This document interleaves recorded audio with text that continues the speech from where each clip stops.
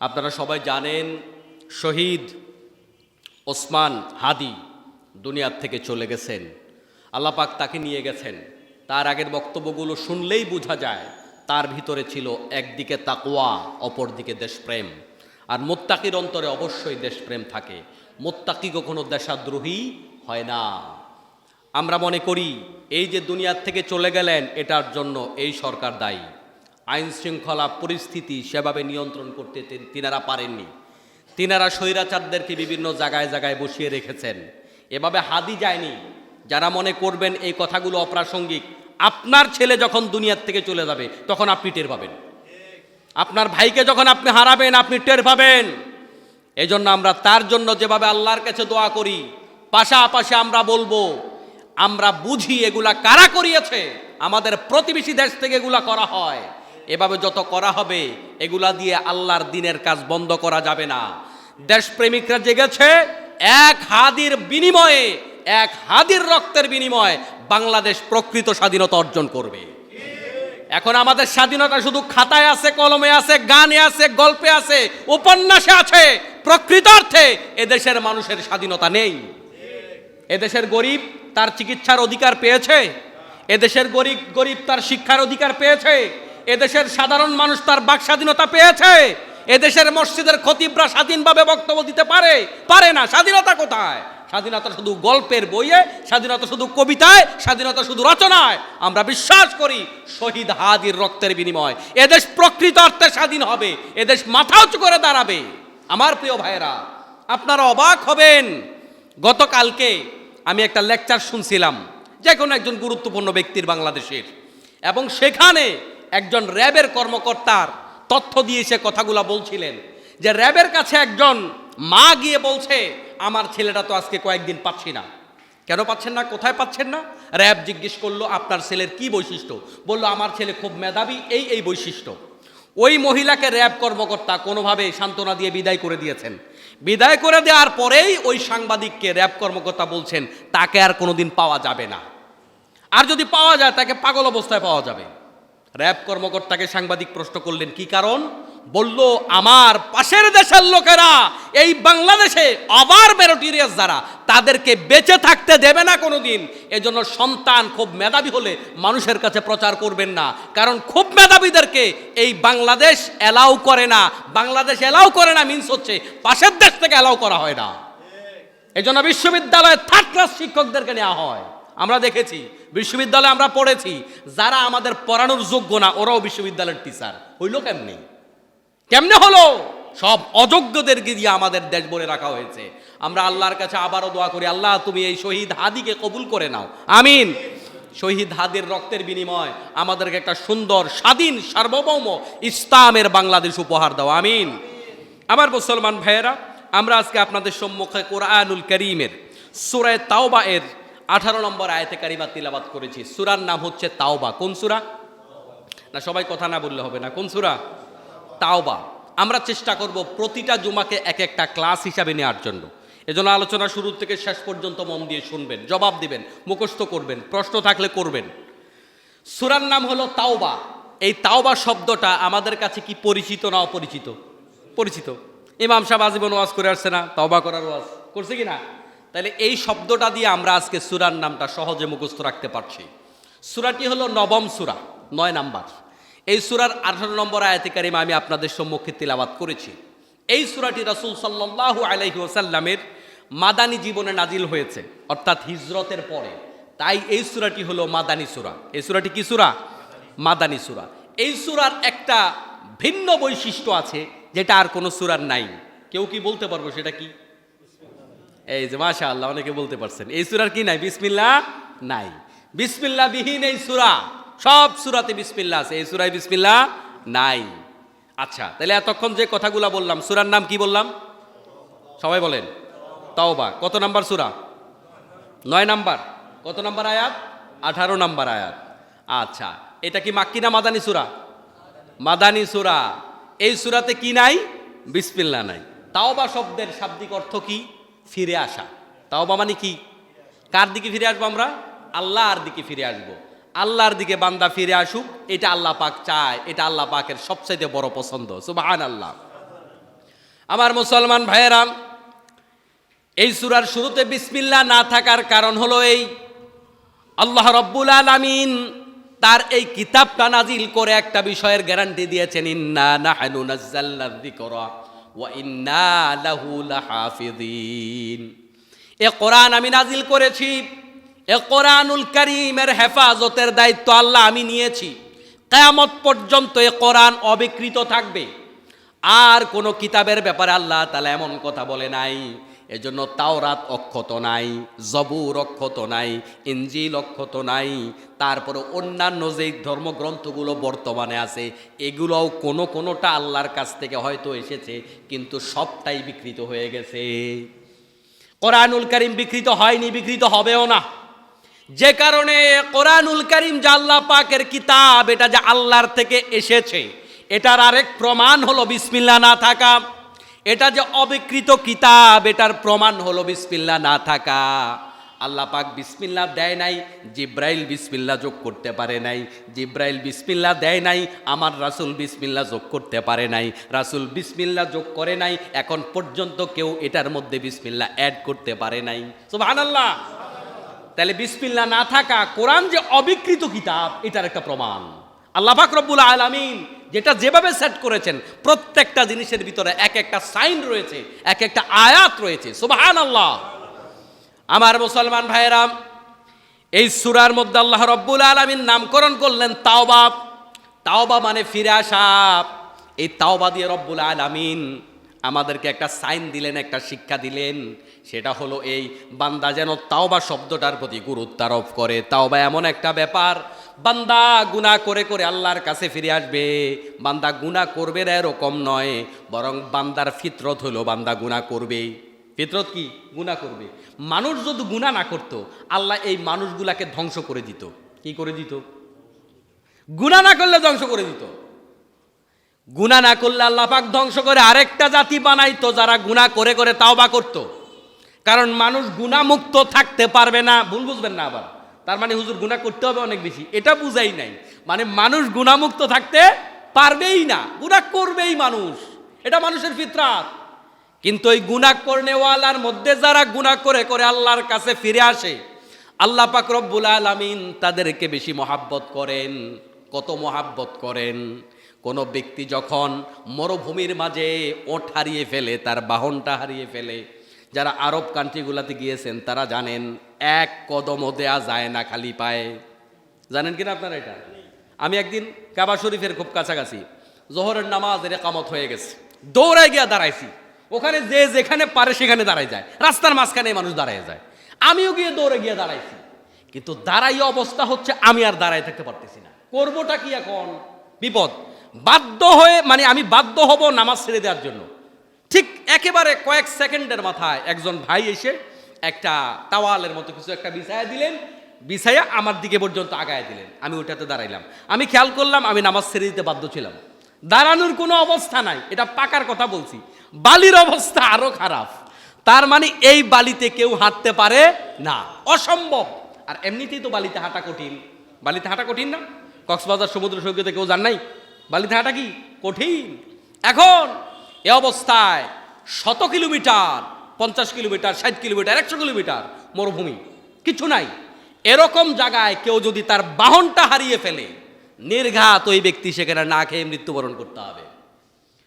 কোন ব্যক্তি এরকম সময় যদি ওটটা হারিয়ে ফেলে, তার হতাশার কোনো শেষ আছে?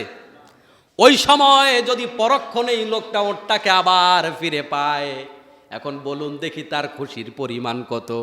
বিশ্বনবী সাল্লাল্লাহু আলাইহি ওয়াসাল্লাম বলেন, কোন ব্যক্তি যদি ওট হারিয়ে ফেলে, ওট হারিয়ে ফেলার পরে ওটটাকে যখন আবার ফিরে পায়, ওই ব্যক্তি যতটা না খুশি হয়, আল্লাহর বান্দা পাপ করে যখন আবার আল্লাহর কাছে ফিরে আসে, আল্লাহ রব্বুল আলামিন তার চেয়ে বেশি খুশি হয়। সুবহানাল্লাহ। তাইলে আমরা গুনাহ করেছি, এটা স্বাভাবিক। গুনাহ না করা স্বাভাবিক না, গুনাহ করাই স্বাভাবিক। কিন্তু যদি ফিরে আসতে পারি, আল্লাহ রব্বুল আলামিন আমাদেরকে ক্ষমা করে দেবে। সুবহানাল্লাহ। এখন হুজুর আমি তো গুনাহ অনেক বেশি করেছি, তাওবা করলে আল্লাহ পাক ফেরত দেবে কিনা, আল্লাহ পাক আমাদেরকে ক্ষমা করবে কিনা? শয়তান যখন আল্লাহ পাকের কাছ থেকে অভিশপ্ত হলেন, শয়তান আল্লাহ পাকের কাছ থেকে কয়েকটা পাওয়ার চেয়ে নিলেন। আল্লাহ তোমার কাছে আমি চাই আমার হায়াত যেন কিয়ামত পর্যন্ত হয়। কতদিন হয়? শয়তান আল্লাহর কাছে হায়াত চাইছে, শয়তান মরতে চায় না। এখন যারা মানুষরূপী শয়তান আছে এরাও মরতে চায় না। শয়তানের স্বভাব হলো মরতে চায় না। আর হাদিরা বলে আমি আল্লাহর সন্তুষ্ট নিয়ে আল্লাহর কাছে ফিরে যেতে চাই। যারা ইমানদার তারা আল্লাহর সাথে মোলাকাত করতে চায়, আর যারা বেঈমান তারা আল্লাহর সাথে মিলিত হতে চায় না। এজন্য এটা ইমানদাররাই বুঝবে, এখনকার আলোচনা ইমানদার ছাড়া কেউ বুঝবে না। যারা যোগে যোগে এই ডক্টর মুরসি সহ শুরু করে যাদেরকে যোগে যোগে যে সমস্ত আলেম ওলামা বাংলাদেশ সহ গোটা দুনিয়ায় যাদেরকে দুনিয়ার থেকে ফাঁসি দিয়ে বিদায় করা হয়েছে, আপনারা জেনে থাকবেন ফাঁসির আসামিকে যখন ফাঁসির কাষ্ঠের দিকে নিয়ে যাওয়া হয় তখন তাকে ধরে বেঁধে নেওয়া যায় না, তার পালস অ্যাবনর্মাল হয়ে যায়, তার শরীরের যে কি বলে যে প্রেশার অ্যাবনর্মাল হয়ে যায়, প্রেশার বেড়ে যায়, বেঁধে নেওয়া যায় না। কিন্তু আমরা পৃথিবীর বিভিন্ন দেশে দেশে দেখেছি আল্লাহ ওয়ালাদেরকে যখন ফাঁসির কাষ্ঠের দিকে নিয়ে যাওয়া হয় তাদের পালস স্বাভাবিক, তাদের প্রেশার স্বাভাবিক, তারা জিকির করতে করতে যায়। এটা কি করে সম্ভব? যখন কোনো ব্যক্তি মৃত্যুর আগে আল্লাহ পাকের নিদর্শন দেখতে পায়, জান্নাত দেখতে পায়, তখন তারা দুনিয়ার লোভ ভুলে গিয়ে আল্লাহ পাকের সাথে সাক্ষাৎ করবার জন্য বেকুল হয়ে যায়। সুবহানাল্লাহ। ইমানদারদেরকে আল্লাহ পাক জান্নাতে যাওয়ার আগেই জান্নাত দেখায়, মৃত্যুর আগেই জান্নাতের ছবি দেখায়। এই জন্য তারা আল্লাহর সাথে মোলাকাত করতে পাগল হয়ে যায়। সুবহানাল্লাহ। তারা এই জন্য ফাঁসির কাষ্ঠকে কোনো ব্যাপার মনে করে না, কারণ আল্লাহর সাথে দেখা করতে হবে, সময় কম, দুনিয়াতে থেকে লাভ কি? দুনিয়ার এই সম্পর্ক কয়দিনের সম্পর্ক? আপনার সন্তান আপনার অনেক আপন না, আপনার সন্তান আপনার মৃত্যুর পর একটা পর্যায়ে আপনাকে ভুলে যাবে। সন্তানকে যদি কোরআন এবং দিন দিয়ে মানুষ করতে না পারেন, ওই সন্তান এমনও হবে বছর পার হয়ে যাবে, মাস পার হয়ে যাবে, আপনার সন্তান আপনার কথা মনে করে একটাবারের জন্য দোয়াও তো করবে না। ঠিক কিনা বলেন? আমার মুসলমান ভাইয়েরা, বলছিলাম তাওবা করার কথা। এই তাওবাকে আল্লাহ রাব্বুল আলামিন এতটা পছন্দ করেন। বলছি শয়তান যখন আল্লাহর কাছে পাওয়ার নিল, আল্লাহ আমাকে হায়াত দাও যেন আমি না মরি। কতদিন? একদম কিয়ামত পর্যন্ত। আর কি পাওয়ার? কয় যে মানুষকে যে ধোঁকা দিব আমি, মানুষ যেন আমার না দেখে, দেখলে তো পিটাইয়া মারবো। তো আল্লাহ কয় যে পাওয়ার তোরে এইটাও দিলাম, হায়াত দিলাম, এরপরে মানুষকে ধোঁকা দেওয়ার ক্ষমতা দিলাম, যা যা চাইছস সব তাই দিয়ে দিলাম। দেওয়ার পরে এবার শয়তান আল্লাহ পাককে চ্যালেঞ্জ করতেছে আল্লাহর সামনে খাড়াইয়া। কি চ্যালেঞ্জ? আমি তোমার বান্দাদেরকে, হাদিসের ভাষ্য দেখেন, সামনে থেকে হামলা করব, পেছন থেকে হামলা করব, ডান দিক থেকে হামলা করব, বাম দিক থেকে হামলা করব, এভাবে দিকের নাম বলে বলে শয়তান চ্যালেঞ্জ করেছে আল্লাহকে। আমি দেখব তোমার বান্দাদেরকে তুমি কেমনে জান্নাতে ঢুকাও। শয়তানের বক্তব্য শেষ। আল্লাহ রাব্বুল আলামিন বলছে, শয়তান শুনে রাখ, আমার বান্দা গুনাহ কয়টা করবে আমি তো আল্লাহ জানি নাকি? আল্লাহ পাক অতীতও জানে, ভবিষ্যতও জানে। বান্দা গুনাহ কয়টা করবে, ওই সাগরের মধ্যে ফেনার তুল্য গুনাহ যদি আমার বান্দা করে, সাগরের অথই জলরাশির মধ্যে যত কোটি কোটি ফেনা আছে, এই ফেনার মতো বিশাল পরিমাণ গুনাহ আমার বান্দা যদি করে, অনেক বেশি তাওবা করা লাগবে না, যারে যারে কাটতে হবে না। আমার বান্দা যদি মাছির মাথা পরিমাণ এক ফোঁটা চোখের পানি ফালায়, এত সাগরের অথই পানি, সাগরের সেই জলরাশির মধ্যে যেই ফেনা আছে, সেই পরিমাণ গুনাহকে এক ফোঁটা পানি দিয়ে আমি আল্লাহ মাফ করে দিব। সুবহানাল্লাহ। আল্লাহ রাব্বুল আলামিন বান্দাকে মাফ করার জন্য, ওই যে গত সপ্তাহে বলেছিলাম না, ক্লিয়ারলি অ্যাহেড, আপনি কম মাফ চান আল্লাহ বেশি মাফ করে দেয়। সুবহানাল্লাহ। আপনি আল্লাহর দিকে হাঁটেন, আল্লাহ আপনার দিকে দৌড়াই আসে। সুবহানাল্লাহ। এজন্য আমার মুসলমান ভাইয়েরা, তাওবা মুমিন জীবনের গুরুত্বপূর্ণ অংশ। বিশ্বনবী সাল্লাল্লাহু আলাইহি ওয়াসাল্লাম দৈনিক 70 বারের বেশি তাওবা করতেন। কোন কোন হাদিসে আছে 100 বারের বেশি তাওবা করতেন। রাসূলের কোনো গুনাহ আছে নাকি? সবাই বলেন সাল্লাল্লাহু আলাইহি ওয়াসাল্লাম। রাসূলের কোনো গুনাহ আছে? ওই রাসূল যদি 70 বার তাওবা করে, আমাদের কয়বার করা দরকার? এজন্য বেশি না পারি দৈনিক 100 বার ইস্তেগফার করবেন। 100 বার ইস্তেগফার মানে হচ্ছে, আমরা তো এমনভাবে পড়ি, কি যে পড়ি নিজেও বুঝি না। যেমন সেজদায় গেলে সুবহান রব্বিয়াল আলা, এমনকি সুবহান রব্বিয়াল আলা পড়ে না, সোয়াবিন তেল বালা পড়ে, এতেই জানি। কথা বুঝেন নাই? এভাবে নয়, আপনি সংখ্যা অনেক বেশি নয়, কোয়ান্টিটি বেশি নয়, কোয়ালিটি বেশি দরকার। আপনি আস্তাগফিরুল্লাহ পড়বেন। আস্তাগফিরুল্লাহ মানে কি? আল্লাহ আমাকে মাফ করে দাও, এই অনুভূতি নিয়ে আস্তাগফিরুল্লাহ করবেন। হুজুর কইছেন 100 বার পড়তে, 100 বার পড়ে লাইছে 2 মিনিটে, ওরকম না। আপনি আস্তাগফিরুল্লাহ, আস্তাগফিরুল্লাহ, আস্তাগফিরুল্লাহ, আস্তাগফিরুল্লাহ, ভিতরে অনুভূতি থেকে পড়বেন, আল্লাহ তুমি আমাকে ক্ষমা করো, আল্লাহ তুমি আমাকে ক্ষমা করো।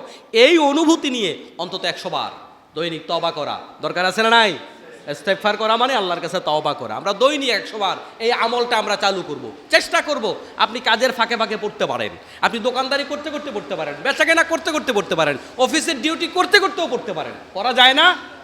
আমরা চেষ্টা করব তো ইনশাআল্লাহ এই আমলটা আমরা চালু করব। আমরা জুমায় যে কথাগুলো শুনবো আমি থেকে শুরু করি, আমরা সবাই আমল করার চেষ্টা করব। তাহলে জীবনের মধ্যে পরিবর্তন আসবে। জীবনের পরিবর্তন দরকার ভাই। এই যে হাদি চলে গেল, আমি আপনি যে কোনো সময় যেতে পারি না। এই জুমার পরে আগামী জুমা আমরা পাবো, এটার গ্যারান্টি কার কার আছে দেখে হাত তোলেন। কেউ দিতে পারবেন না? যাদের বয়স কম তারা দিতে পারবে। তরুণ কেউ পারবে? পারবে না। বুড়ারাও আরো 20 বছর বাঁচতে পারে, তরুণরাও আবার 20 দিন বাঁচবে না। কার কাফনের কাপড়টা সাবার চলে আসছে, কারণ আশপাশে যদিও আমার বাসা সাবার উপজেলায় কিন্তু একটু দূরে, কিন্তু সাবার থেকে পাইকারি নিয়ে বেছে না জিরাবো। কার কাফনের কাপড় সাবার চলে আসছে এটা কি আমরা জানি? বলতে তো পারি না, বলতে পারি না প্রিয় মুসলমান ভাইয়েরা। কিন্তু আমরা যে যার মতো চলতেছি, আমাদের কোনো খবর নাই। আসুন আমরা তাওবাকারীদের মধ্যে শামিল হয়ে যাই। আল্লাহ পাক তৌফিক দান করুন, আমিন। তাহলে নামকরণ থেকে আমরা কিছু কথা শুনলাম, কিছু কথা জানলাম, আরও অনেক কথা, সেগুলো আমরা বলবো না। এবার আসুন আমরা যে 18 নম্বর আয়াত তিলাওয়াত করলাম, আল্লাহ রাব্বুল আলামিন এখানে গুরুত্বপূর্ণ কিছু কথা বলেছেন মসজিদ সম্পর্কে। কি সম্পর্কে? মসজিদ সম্পর্কে কিছু কথাবার্তা আল্লাহ পাক বলেছেন। মসজিদ কার ঘর? আসতে বলেন, কার ঘর? আল্লাহর ঘর। আপনার ঘরে অন্য কেউ এসে যদি বলে আপনার ড্রেসিং টেবিলটা সুন্দর হয় নাই, আপনি যে বাড়ির কাজ করতেছেন আপনার বাড়ির কিচেনটা সুন্দর হয় নাই, আপনারটা এমনি করেন, এটা ভাঙেন, আপনি ভাঙবেন না? আমার বাড়ি আমি আমার মন মতোই চালাবো, আমার ঘর আমি আমার মন মতোই করবো, আমার ঘর তোমার মন মতো করবো না। আমার বউরে শাড়ি নীলটা ভালো লাগে না লালটা ভালো লাগে, ওইটা আমি তোমার জিজ্ঞেস করবো না, এটা আমার ব্যাপার। তাহলে আপনি যেমন আপনার ঘরে আপনার বাড়িতে কারো খবরদারি পছন্দ করেন না, আল্লাহ কি আল্লাহর বাড়িতে কারো খবরদারি পছন্দ করে? কথা আসতে বললেন যে পছন্দ করে। তাহলে মসজিদ কার? গোটা বাংলাদেশের সব মসজিদ কার? খবরদারি হবে কার? নাকি আপনার? না গত সপ্তাহ যারা টাকা দিছেন, হুজুর আপনার লগে আমার মতের মিলে না, আমার টাকা আমার দিয়া দেন, এটা বলার সুযোগ আছে নাকি? হ্যাঁ, যা দিলেন সেটা আল্লাহকে একবারে দিয়ে দিয়েছেন, তাই না? তাহলে সব কিছুর মালিক কে? আল্লাহ। আল্লাহ রাব্বুল আলামিন এই মসজিদের ব্যাপারে কিছু নীতিমালা দিচ্ছেন। ইন্নামা ইয়ামুরু মাসাজিদাল্লাহি মান আমানা বিল্লাহি ওয়াল ইয়াউমিল আখির। আল্লাহ পাক বলেন, নিশ্চয়ই মসজিদের যারা দায়িত্ব পালন করবে, মসজিদ আবাদকারী যারা হবে, মসজিদের যারা কেয়ারটেকার হবে, মসজিদের যারা কমিটি হবে, এদের জন্য কয়েকটা গুণাবলী থাকা দরকার। যেহেতু ঘর আল্লাহর, দৃষ্টিভঙ্গিও দিয়েছে আল্লাহ। ঘর আল্লাহর, আল্লাহ পাক দৃষ্টিভঙ্গি দিয়ে দিয়েছে। ওই দৃষ্টিভঙ্গির আলোকে আল্লাহর সব ঘর চলবে। ওই বাইতুল্লাহ তথা কাবা শরীফ থেকে শুরু করে এই আপনার আমার এই ঘর পর্যন্ত প্রত্যেকটা মসজিদ চলবে কেবলমাত্র আল্লাহ পাকের কথায়। আল্লাহ পাকের কিছু ক্রাইটেরিয়া আছে, যেমন আপনি কোথাও চাকরি করতে হলে তাদের কিছু দৃষ্টিভঙ্গি আছে। 8 ঘন্টা ডিউটি করতে হবে, মাস্টার্স পাস হইতে হবে, ইউনিফর্ম আমাদের মেনে চলতে হবে, বাৎসরিক ছুটি মেনে চলতে হবে, আমাদের এই খাবার দাবার এই মেনু আপনাকে মেনে চলতে হবে। দৃষ্টিভঙ্গি মালিক যিনি, কোম্পানির প্রধান যিনি, তিনি দৃষ্টিভঙ্গি দেবেন, সে আলোকে আপনি চাকরি করবেন। তাহলে এই ঘরের প্রধান যিনি, মালিক যিনি, তিনি দৃষ্টিভঙ্গি দেবেন, এই ঘর কেমনে চলবে। 1 নাম্বার, মান আমানা বিল্লাহ। কোন বেঈমান, কোন মুশরিক মসজিদের কমিটি থাকতে পারবে না, আল্লাহ পাকের রায়। অথচ এই বাংলাদেশে আমরা দেখেছি হিন্দু পর্যন্ত মসজিদ কমিটির সভাপতি হয়। পত্রিকা পান নাই আপনারা? আমি তো পেয়েছি অনেক জায়গায়। মসজিদ কমিটি, তারপরে হলো ঈদগার কমিটি, হিন্দু সভাপতি, বিধর্মী সভাপতি। এটা আমার ক্যান্টনমেন্ট, এটা আমার বাড়ি, এটা মুসলমানের একান্ত ব্যাপার। এই জায়গায় কোনো ধর্মের লোক আসতে পারবে না, কোনো সুযোগ নাই। এখানে যেই ব্যক্তি ইমানদার তিনি কেবল কমিটিতে থাকতে পারবে, তিনি কেবল আবাদকারী হবেন, ইমানদার ছাড়া কেউ আবাদকারী হবে না। এখন আমরা তো সবাই ইমানদার, আসলে ইমান আছে কিনা এটা বুঝবো কেমনে? বিশ্ব নবী সাল্লাল্লাহু আলাইহি ওয়াসাল্লাম বলেন, লা ইউমিনু আহাদুকুম হাত্তা আকুনা আহাব্বা ইলাইহি মিন ওয়ালিদিহি ওয়া ওয়ালাদিহি ওয়ান নাসি আজমাইন। তোমরা ততক্ষণ পর্যন্ত মুমিন হতে পারবে না যতক্ষণ পর্যন্ত না তোমরা তোমাদের আত্মীয় স্বজন, বন্ধু বান্ধব, সন্তান সন্ততি, গোটা দুনিয়ার যত মানুষ আছে সবার চাইতে আমি মুহাম্মাদুর রাসূলুল্লাহ সাল্লাল্লাহু আলাইহি ওয়াসাল্লামকে না বেশি ভালোবাসতে পারবে, ততক্ষণ পর্যন্ত ঈমানদার হতে পারবে না। খুব ভালোভাবে কথা শোনেন, মনোযোগিতা না থাকলে বুঝবেন না। রাসূলকে ভালোবাসলে ঈমানদার হওয়া যাবে না। রাসূলের ভালোবাসা যদি সবার থেকে বেশি হয় তাহলে আপনি ঈমানদার। আমরা তো সবাই রাসূলকে ভালোবাসি। এখন আমার ঈমান আছে কিনা যাচাই করতে হবে। আমার সম্পদ থেকে রাসূলকে বেশি ভালোবাসি কিনা, আমার পিতামাতা থেকে রাসূলকে বেশি ভালোবাসি কিনা, আমার পীর থেকে রাসূলকে বেশি ভালোবাসি কিনা, আমার নেতা নেত্রী থেকে রাসূলকে বেশি ভালোবাসি কিনা। যদি রাসূলকে সবার চেয়ে বেশি ভালোবাসি, এমন কি নিজের চাইতেও বেশি, আল্লাহর নবী বলে তখন তুমি ঈমানদার। তোমার নিজের চেয়ে বেশি যদি আমাকে বেশি ভালো না বাসো, তোমার ঈমান নাই। ইতি মুহাম্মাদুর রাসূলুল্লাহ সাল্লাল্লাহু। তাহলে এবার ঈমান মিলান। এক নাম্বার, ঈমান ঠিক আছে কিনা আমাদের মিলালন। আমার মুসলমান ভাইয়েরা, একদিন ওমর রাদিয়াল্লাহু তাআলা আনহু রাসূলের সাথে চলছেন, চলতে চলতে বলতেছি, ইয়া রাসূলুল্লাহ, আমি আপনাকে অনেক ভালোবাসি, তবে আমার নিজের চেয়ে বেশি না। রাসূল কয় তোমার ঈমান নাই। কাকে বলতেছে? ওমর। ওমর কাকে বলতেছে? এ কি ছোট ঈমানদার না বড় ঈমানদার? আর ওমরের মতো ঈমানদার জমিনে আর আসবে নাকি কোনোদিন? এত বড় ঈমানদার। রাসূল বলে ওমর তোমার ঈমান নাই। ওমর তো নগদ নড়িচড়ি বসছে, বলে কি আমার ঈমান নাই? সাথে সাথে কথা আবার দৌড়াইলেন, ইয়া রাসূলুল্লাহ, এই মুহূর্ত থেকে আমার জীবনের চেয়ে বেশি আপনাকে ভালোবাসি। আল্লাহ নবী বলেন এখন তুমি ঈমানদার হইছো। আমাদের এখানে শ্রোতা যারা আছেন, মাইকের মাধ্যমে যারা শোনেন, যারা মা বোনেরা শুনছেন, রাসূলকে ভালোবাসেন এমন কেউ নাই তো। কিন্তু প্রশ্ন হলো সব কিছুর চেয়ে রাসূলকে ভালোবাসি কিনা। আপনি একটা লোক করে আওয়ামী লীগ, তার সামনে আওয়ামী লীগের বিরুদ্ধে বইলা দেখেন, আপনার মাথা ফাড়ায় ফেলবে। একটা লোক করে বিএনপি, তার নেতার বিরুদ্ধে বইলা দেখেন, মাথা ফাড়ায় ফেলবে। ওর সামনে রাসূলের বিরুদ্ধে বলে দেখেন, যদি ওর মেজাজ খারাপ না হয় তাহলে বুঝবেন তার ঈমান নাই। ও মা, নেতার বিরুদ্ধে কথা কইলে আপনার মেজাজ গরম হয়েছে, আপনার বাপ্পার বিরুদ্ধে কথা কইলাম আপনার মেজাজ গরম হয়েছে, আপনার ইগুতে লাগার মতো কথা বললাম মেজাজ গরম হয়েছে, রাসূলের বিরুদ্ধে কথা বললাম আপনার মেজাজ গরম হয় নাই। অতএব আপনি রাসূলকে ওদের চেয়ে বেশি ভালোবাসেন না। ভালোবাসা এটা বলার জিনিস না, ভালোবাসা এটা লেখার জিনিস না, এটা কাজে প্রমাণ করার জিনিস। আজকের পৃথিবীতে ভালোবাসার গান, ভালোবাসার কবিতা, ভালোবাসার সিনেমা, ভালোবাসার গল্পের অভাব নাই। বাস্তবে জমিন থেকে ভালোবাসা কমে গেছে। মানুষ মানুষকে এখন আর ভালোবাসে না। 10 টাকার জন্য মানুষ মানুষকে খুন করে, ঠিক কি না? তাহলে ভালোবাসা মানুষের কমে গেছে, তাই না ভাই? কিন্তু ভালোবাসার গান কবিতা বাড়ছে না কমছে? বাড়ছে। ভালোবাসার গান কবিতা বেড়েছে, কিন্তু ভালোবাসা কমেছে। আসলে ভালোবাসা মুখ দিয়া বলার জিনিস না, এটা কাজে প্রমাণ করবার জিনিস। আমি সহজ একটা উদাহরণ দেই। যেমন ধরুন, আপনার বাবা আপনাকে ভালোবাসে কি বাসে না? কথা বলেন না একটু, কথার জবাব না দিলে তো মজা পাওয়া যায়। ভালোবাসে না? আচ্ছা, আপনার বাবা যে ভালোবাসে, জীবনে কয়দিন আপনার বাবা আপনাকে মুখ খুলে বলেছে বাবা আই লাভ ইউ, আমি তোমারে ভালোবাসি? এটা কয়দিন বলছে? বলে নাই, মনে হয় একবারও বলে নাই। বরং আমার বাবা কি করেছে, আমাকে মাদ্রাসায় না যাওয়ার জন্য, স্কুলে না যাওয়ার জন্য আমার পিটাইছে, পড়া না পড়ার জন্য ধমক দিছে।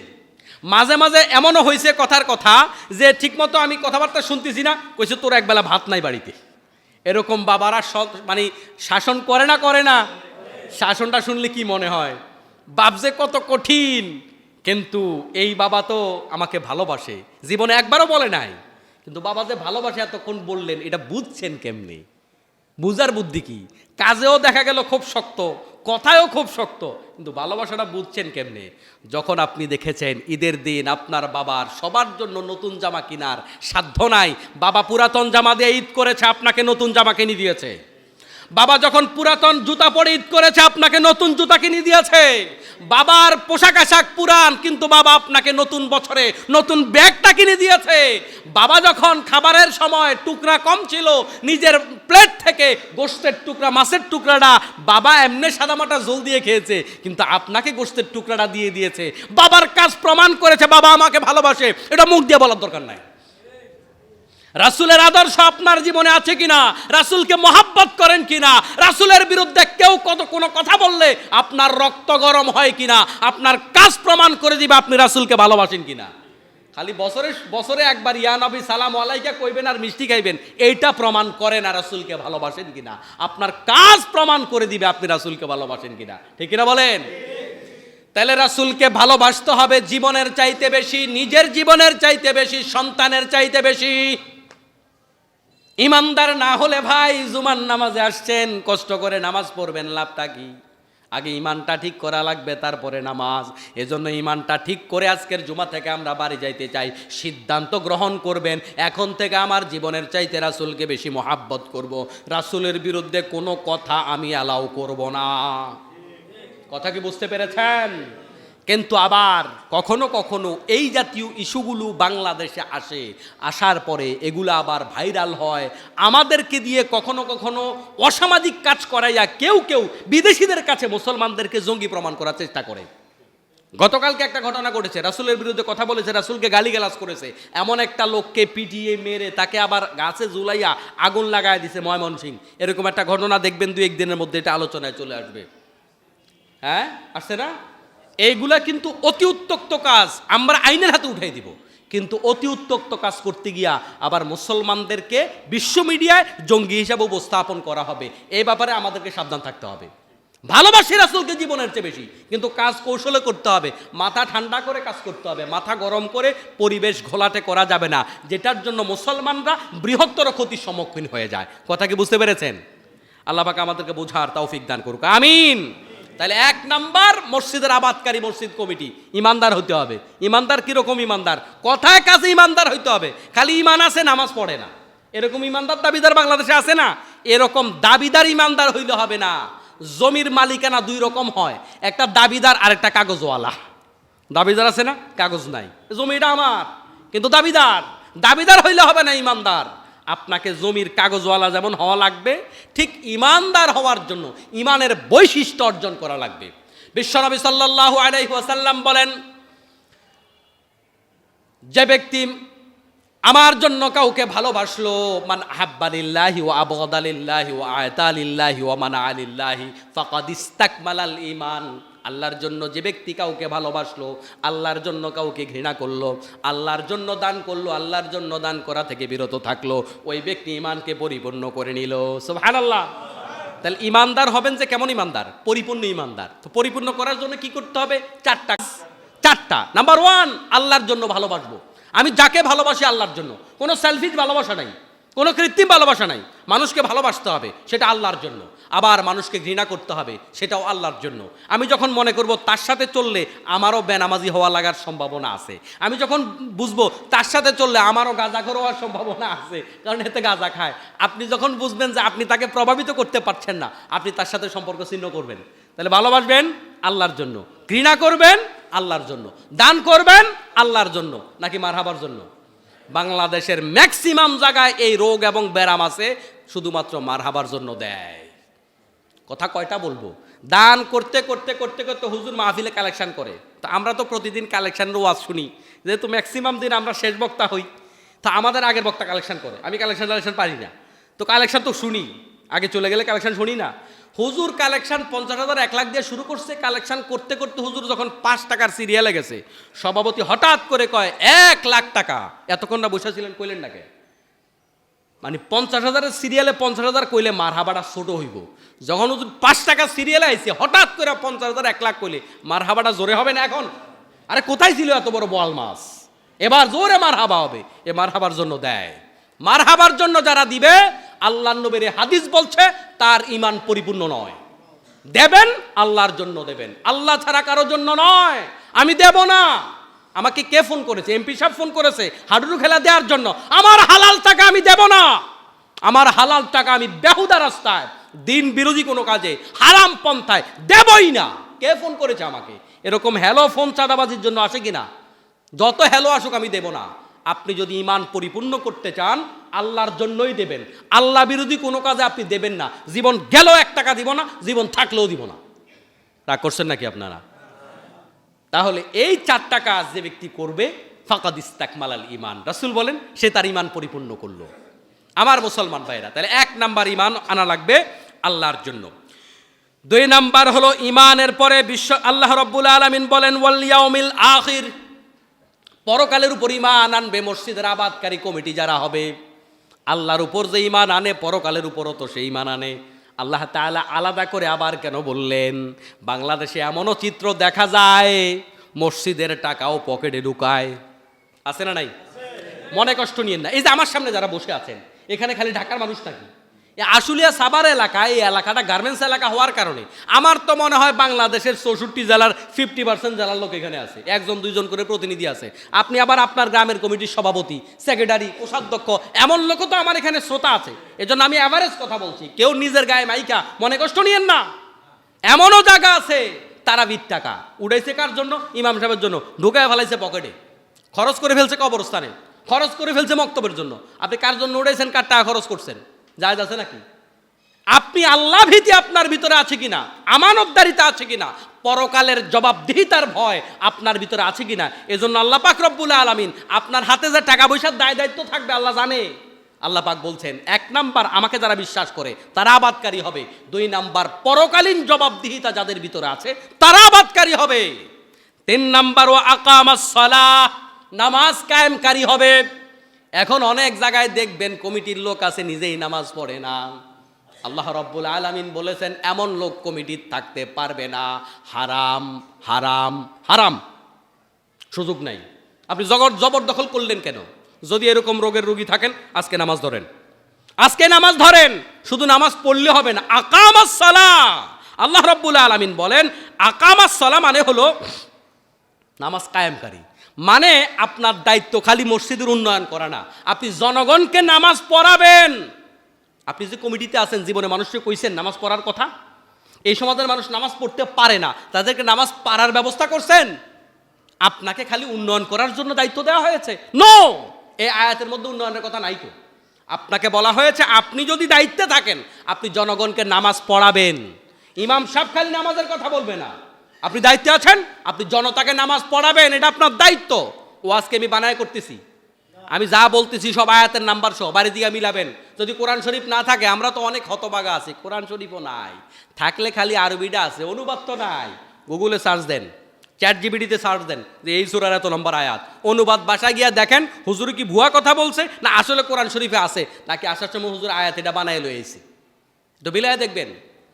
আপনাকে আল্লাহ রাব্বুল আলামিন বলছেন নামাজ পড়বেন না, খালি নামাজ পড়াবেন। আপনি মানুষকে নামাজ পড়াবার অভ্যাস করবেন, নামাজ পড়াবার দাওয়াত দিবেন, নামাজের প্র্যাকটিস করাবেন, নামাজের প্রশিক্ষণ দেবেন, এটা কমিটির দায়িত্ব। তারপর কি দায়িত্ব?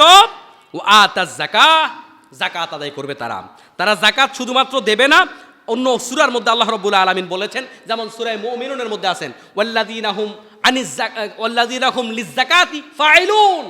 যাকাত যারা দেবে ইমাম সাহেবের ঠেলায় পয়দা দিলে হবে না, যাকাত দেওয়ার ব্যাপারে ফাইলুন মানে সক্রিয় থাকতে হবে, সক্রিয়, স্বেচ্ছায় যাকাত দিয়ে দিবেন। স্বেচ্ছায় যাকাত, আপনার অনেক টাকার মালিক কিন্তু আপনি যাকাত দেন না, যাকাতের শাড়ি দেন, লুঙ্গি দেন, যাকাতের কোনো শাড়ি লুঙ্গি হয় না। যাকাত হচ্ছে এমন একটা ইবাদত, আমরা এটা নিয়ে একটা সময় কথা বলবো, এখন আয়াতে আসছে তাই সংক্ষেপে বলছি। যাকাত হচ্ছে দারিদ্র বিমোচনের একটা বড় মাধ্যম। ইসলামী শরীয়তের প্রত্যেকটা ইবাদতের এক একটা মাকাসিদ শরিয়া আছে।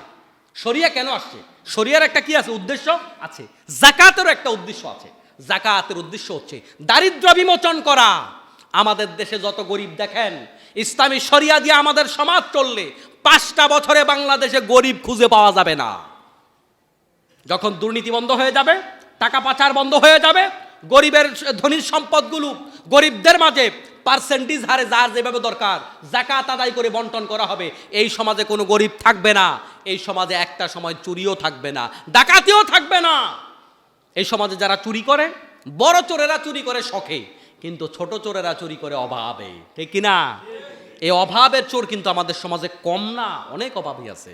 কিন্তু আমি অনেক বিধর্মী রাষ্ট্রে গিয়েছি, আমি দেখেছি কোনো চুরি নাই। সিঙ্গাপুর গিয়েছি, মালয়েশিয়া গিয়েছি, থাইল্যান্ড গিয়েছি, অনেক রাষ্ট্রে আমি গিয়েছি, নাই, চুরি নাই। কেন নাই?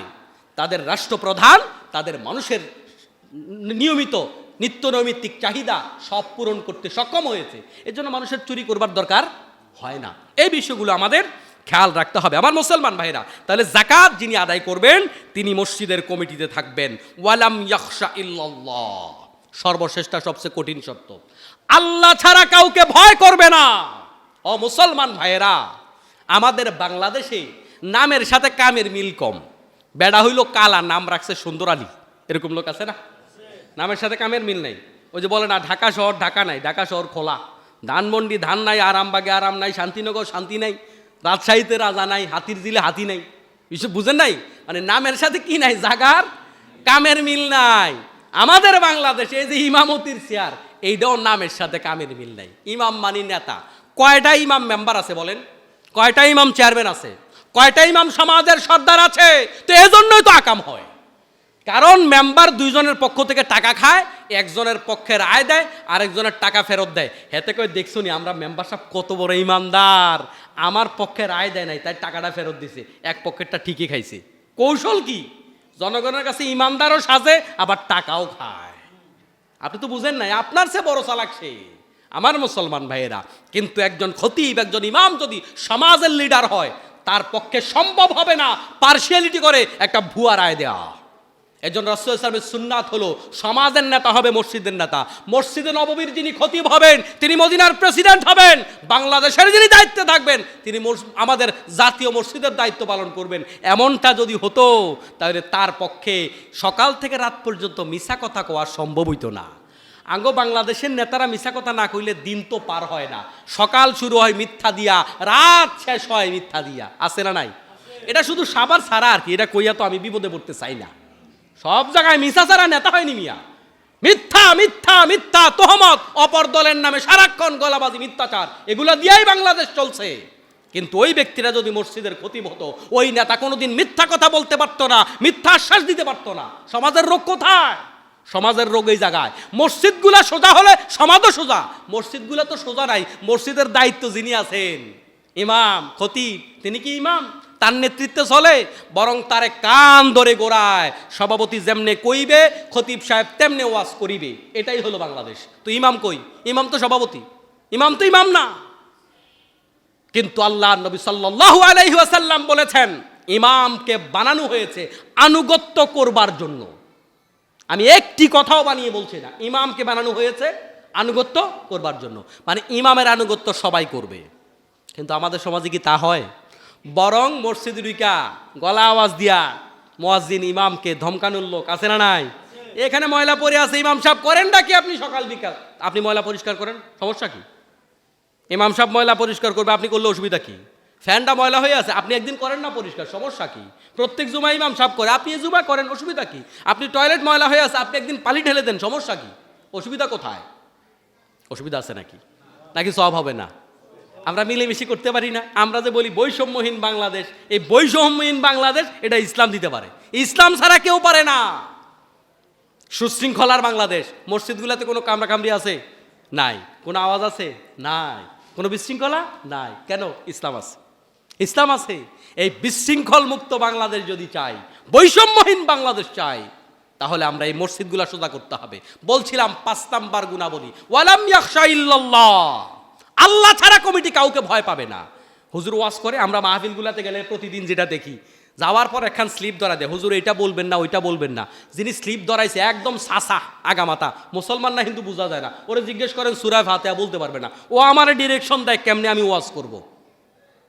প্রত্যেকটা মসজিদ, প্রত্যেকটা বড় বড় মঞ্চের এই অবস্থা।